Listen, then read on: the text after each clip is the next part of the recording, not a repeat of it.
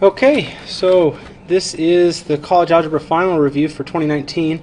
I'm just going to go through and try to get through this as quickly as I can, telling you the principles that we're going to use to simplify and solve these kinds of problems. On the first question, you're going to be asked to solve a rational equation. Rational equations are fractional, they have x's in them. A couple of things we want to identify first right away. Whenever there's a subtraction here between, we're going to change that to plus and move the negative up. That allows us to do distribution with the negative appropriately. The next thing we want to do is we always want to find the LCD for any fractional equation. If we've got an equal sign and fractions, LCD is going to help us out. In this problem, we have x minus 3 and x minus 2 in our LCD. Remember, the LCD is something that you can create using multiplication only, and all the denominators should be able to turn into that. What I'm going to do now is I'm going to multiply each piece of this equation by the LCD. So if you can imagine the x minus 3, x minus 2 being right here,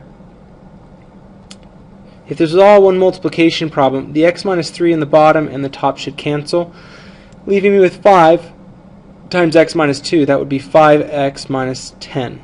Okay.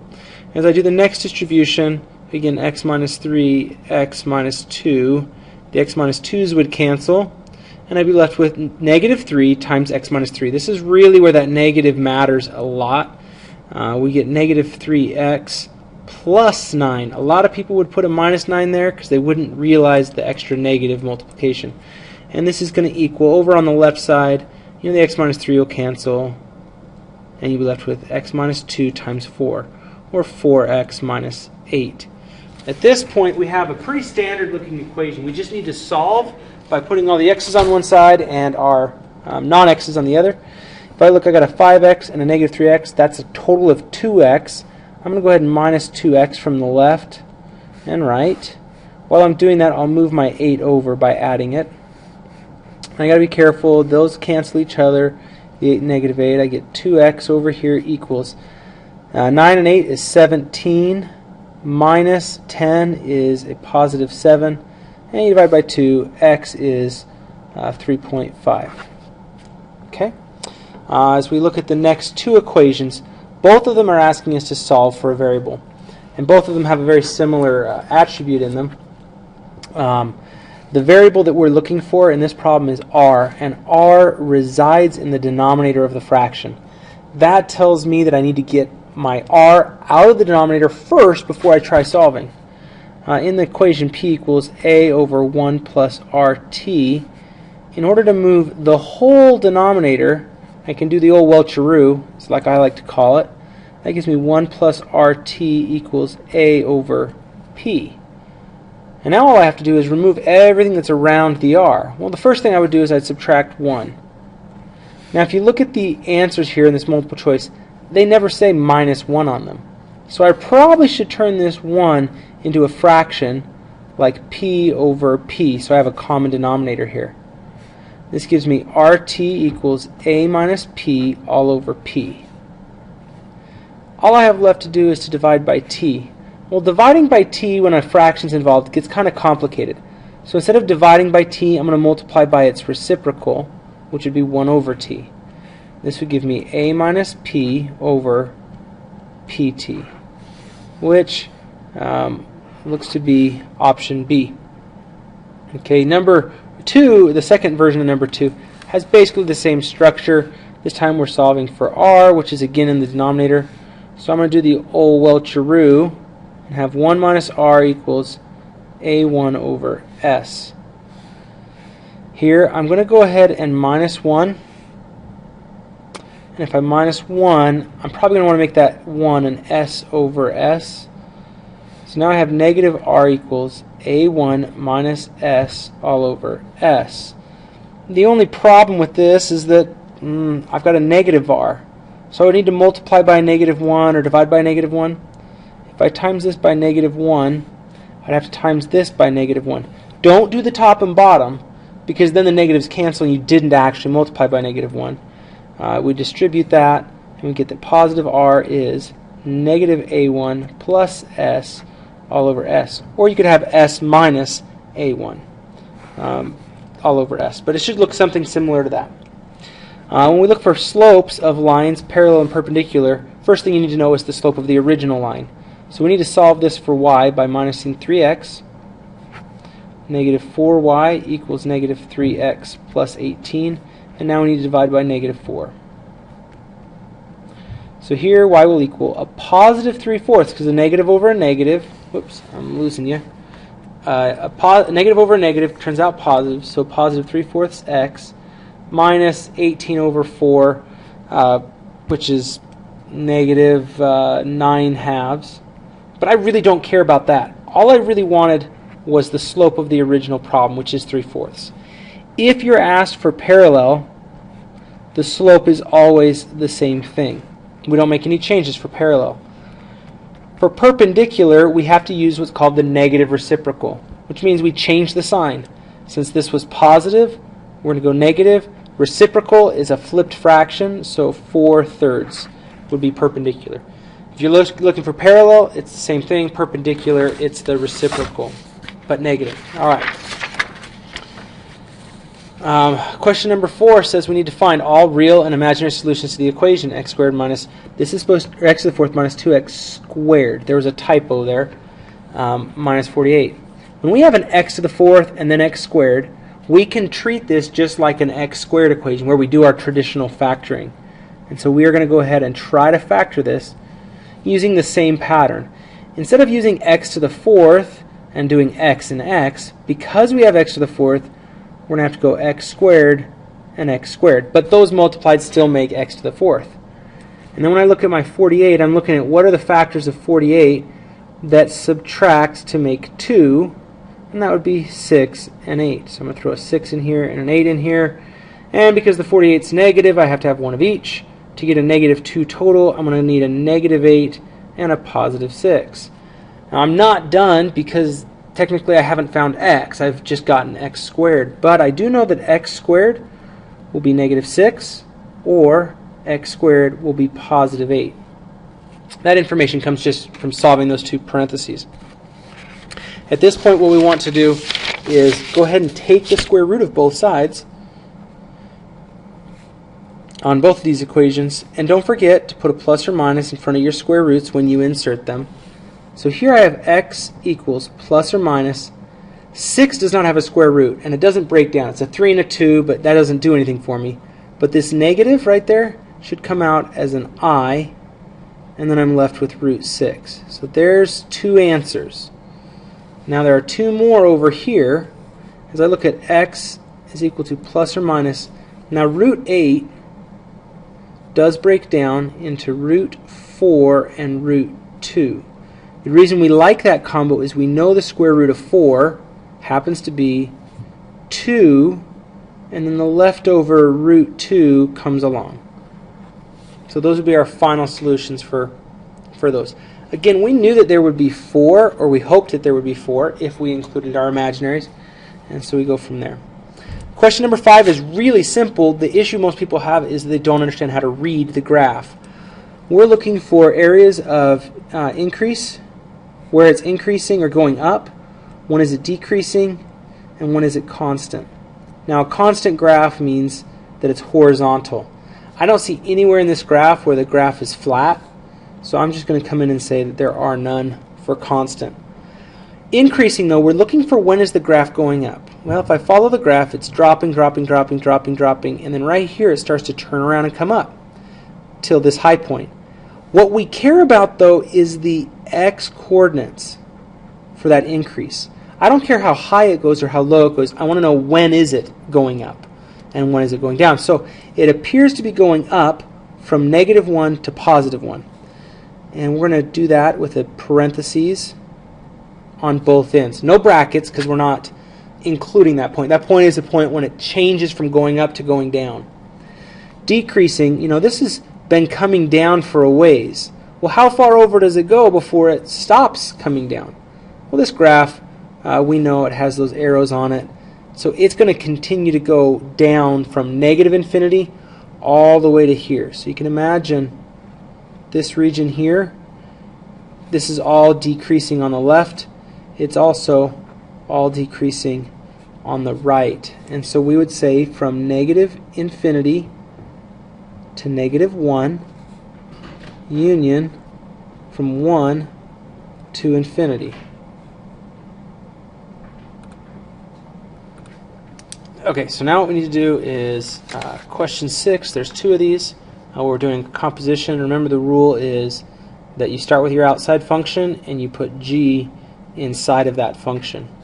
And so I'm going to take my f of x, which is 2, but instead of putting x, I'm going to leave blank parentheses plus 5. And I'm going to stick g inside of that, x minus 6. At this point, I just need some basic simplification. 2x minus 12 plus 5 is 2x minus 7. And I'm done. Same thing with number 6. I'm going to start again with f, which makes it 5 times something plus 2. But I'm going to stick g into that equation, x minus 5, to get 5x minus 25 plus 2, or 5x minus 23. Okay. We are cruising. Alright, so now we have the equation that says z varies directly with j and inversely with p. You have to remember that when you're writing these, you start with the first letter, z. When we say varies, we write equals k. And then we have to decide how to use these other letters. A direct variation is multiplication by k, inverse is division. So because it's direct with j and inversely with p, we should have something that looks like that. Now our equation isn't done until we know what k is and rewrite this equation with a number for k. To find that, we're going to have to plug in some numbers. So z is 9 when we still have k, j is 24, and p is 8. Well, 24 over 8 is 3, so 9 equals 3k, making k equal 3. I can now rewrite my original equation with 3 for k, saying that z will equal 3j over p. That's the goal that we're after. So inverse means division, direct means multiplication. Here we're going to find the zeros of the polynomials on 3 of these different questions. I really like these because they each have their own variety and type.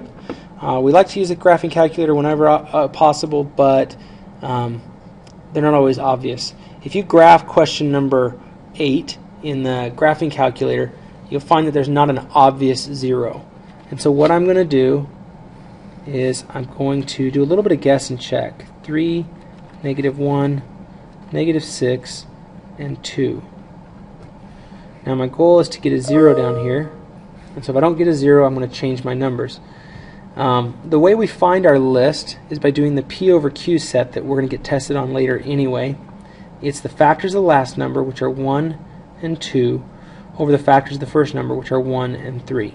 So I could have plus or minus 1 over 1, 1 over 3, 2 over 1, or 2 over 3. So these are my choices. Now if you look at a graph, you can get a pretty good sense that there's some number between 0 and 1 that seems to be working. Turns out that the number is 1/3. But the reality is, it's a little bit of a guessing game. If you bring, oh, by the way, because there's no obvious zeros, the 1 doesn't make sense and the 2 doesn't make sense, positive or negative. Which leaves me with 1/3 or 2/3, positive or negative, and you should be able to narrow it down pretty well. That it's clearly positive 1/3 or positive 2/3. But if we go through here, 3 times 1, 3 times 1/3 is 1. We get a 0, -6. 1/3 of -6 is -2. Sure enough, this works. We have A, B, and C for the quadratic formula, which is -0 plus or minus the square root of 0 squared is 0 minus 4 times A is 3 times C is -6 all over 2 times A, which is 3. It comes out to plus or minus that -0 drops off. Plus or minus root 72 all over 6.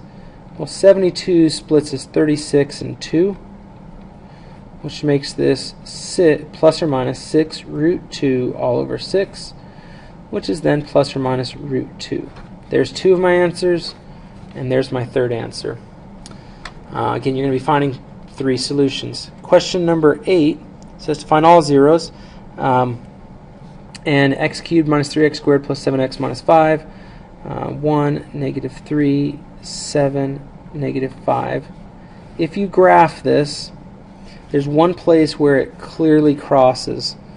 I'm just going to give you a basic shift to the graph. I think it looks something like this, and this clear crossing point is at 1. And so from the graphing calculator we can assume that 1 works. 1 is 1, that's negative 2, that's 5, 5, and there's my 0. Again, leaving me with A, B, and C with the quadratic formula.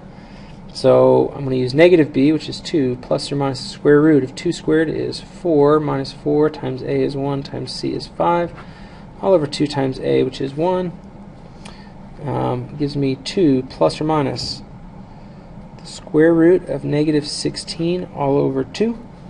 The square root of 16 is 4, but because it's negative, I get 2 plus or minus 4i all over 2. And if I reduce the 3 of those, I should get 1 plus or minus 2i. If I include that and 1 over there, that should be my 3 answers. Question number 8 is really nice. Just graph it. If you graph it, you'll see that x would equal 0, 3, negative 1. I'm not suggesting you'll have 3 obvious answers on the test, but you should always go to the graph and take what you can from there.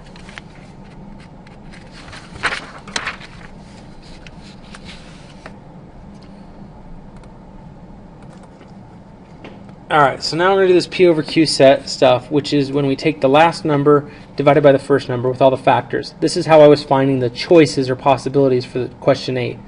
The last number here is 8. So the list of possibilities would be 1, 2, 4, and 8. Over the first number is 5, which is 1 and 5. So because I have a 1 in the bottom, I can do 1, 2, 4, and 8, all positive and negative. So if I look through this list down here, there's only one of them that has 1, 2, 4, and 8. And that's this so far. And then it'd be 1 over 5, 2 over 5, 4 over 5, 8 over 5. So sure enough, B is the correct list. And then down here, number 9, I'm going to do the same thing. My last number is 2, which would be 1 or 2 over the first number, which is 6, 1, 2, 3, and 6. So 1 over 1, 2 over 1. So I'd have 1 and 2. 1 over 2, 2 over 2. 2 over 2 is 1 again, but I got to have a 1/2. If you just keep going through and answering that same list and building as you go, you're going to end up with B. Okay? Let's see, from there that takes us to 10 and 11. Okay, 10 and 11. 10 is really simple. It's just about understanding substitution policy. So this is f of 3, which just means 3 is our x. You just plug in a 3. So this is 3 times our x, which is 3 squared, plus 4 times 3 minus 5. I'm just going to throw that in the calculator. Not much to it. You end up with 34. And then if we do the next question, we're solving an exponential. We notice that x is up here in the exponent. So first thing we want to do is isolate the exponential piece. So we're going to move the 28 over, get 4 to the 2x minus 2 equals 16. At this point we have to go to a logarithmic form. If you remember that b to the x equals y is interchangeable with log base b of y equals x. That's how we traditionally solve these. That's how Mr. Welch always set them up. And so I'm going to come to the log form. This would be log, the base b is 4 of, and so log is of y, which is what the exponential equals, which is 16 equals 2x minus 2, the exponent. Log base 4 of 16 turns out to just be a 2. That's in the calculator. You can evaluate it. Pretty straightforward. Plus 2 plus 2. So now I have 4 equals 2x divided by 2. X equals 2. Okay. Just a couple more. Here we want to be able to compress this logarithm into a single log. The general rule is that variables or numbers out in front become exponents. Okay, and so those are all going to become exponents. I'm going to have log still base 4. Okay, because I have a subtraction somewhere, I know that there's going to be division. Anything with a negative coefficient, like this negative 1/2 here, that stuff is going to go to the denominator, which would be u to the 1/2, or you can see that as the square root of u, okay, on that bottom. The 3 or v to the third is positive, so it's got to go on top. You might think that everything after the minus is negative, but it's only the stuff that individually is negative. And here we get t squared. And so that's our version that we'd expect. We can see that happen on E. Okay. The second question 12 is basically the same thing. We're just trying to combine all this together. That's going to go on there, and this 2 is going to go on the x. It's all plus, so it's log of x squared times a 1/3 exponent is the same thing as a cube root of x plus 1. Okay, addition becomes multiplication. The next couple of questions are all about solving systems to try and get our x, y, and z. So here what we're going to do is we're going to times this bottom equation by 2 to get rid of my y's. That's what I'm after. So that gives me 3x plus 2y equals 6 and 8x minus 2y equals 16. The y's cancel, that's what I was after. We get 11x equals 22, so x must be 2. To find the y, I'm going to plug that 2 back in to, say, the top equation. 3 times 2 plus 2y equals 6. This 3 times 2 is 6, so if I minus 6 from both sides, I get 2y equals 0, or more directly, y equals 0, giving me an answer of 2, 0 for my x and y.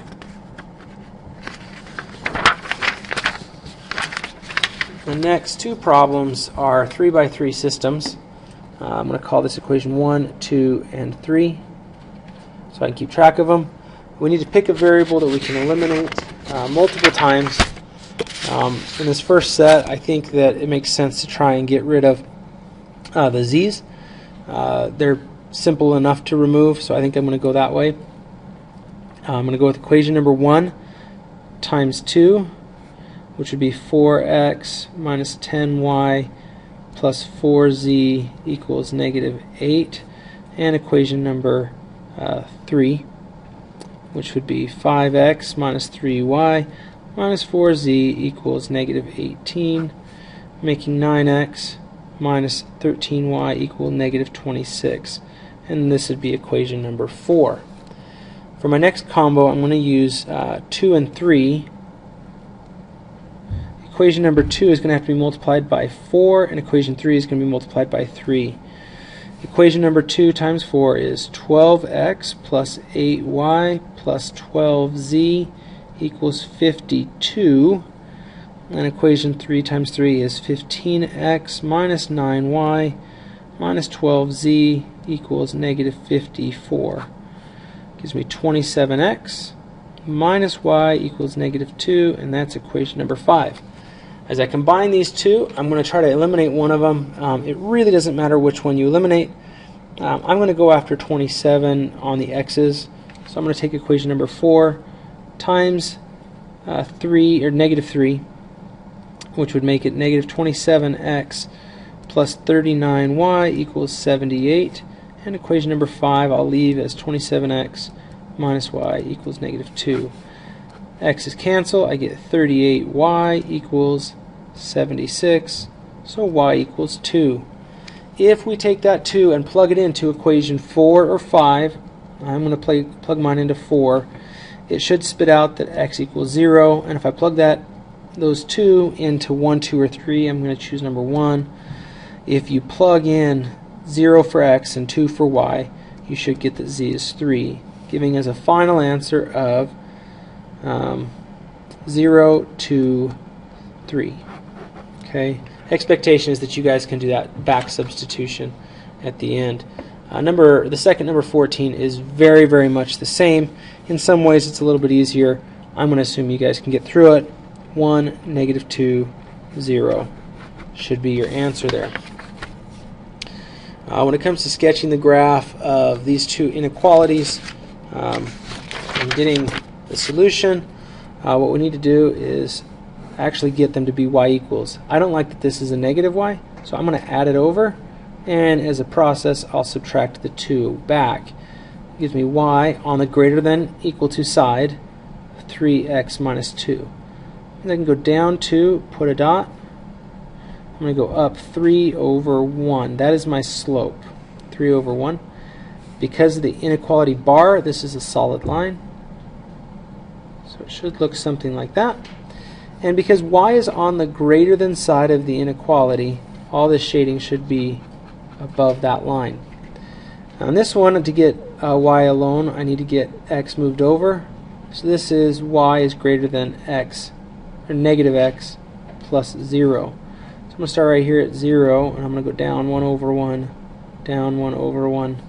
And this turns out to be a dotted line in this problem.